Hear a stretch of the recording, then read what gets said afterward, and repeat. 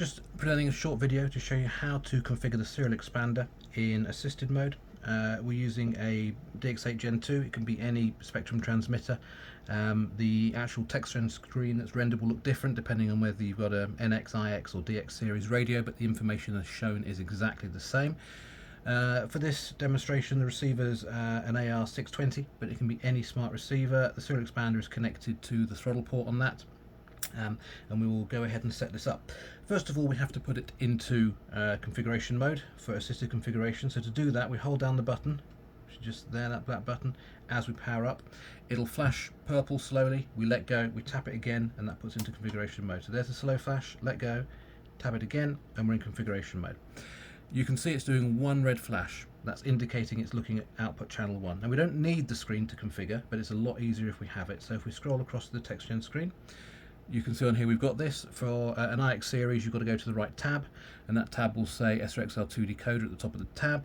I think NX will do the same as well, but for the DX series, it's just the last screen in the list, and it'll appear like this. You can see there's a chevron here by out 1, and that tells you that you're currently configuring output 1.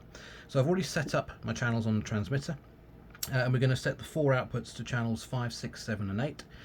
5 is on the gear switch, 6 is on the switch B, the one in front of it, 7 is on the rotary, and 8 is on the push switch on the top of the transmitter.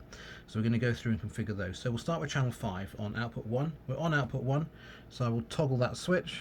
And you see as I move it, we've now picked up channel 5 automatically there. We now want to move to the next output, and we do that by tapping the button.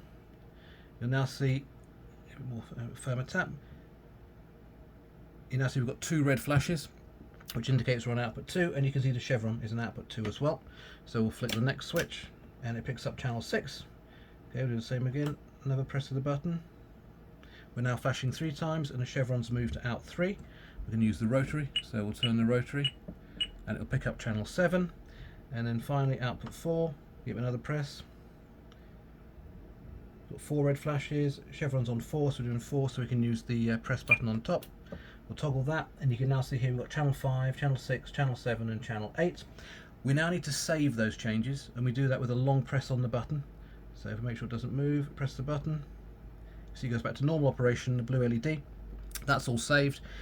We can now power cycle it. So if I turn it off, clear the TextGen screen, come back in again, you'll see that it's remembered all those settings, and we've got 5, 6, 7 and 8 as we configured. That's how you do the assisted setup.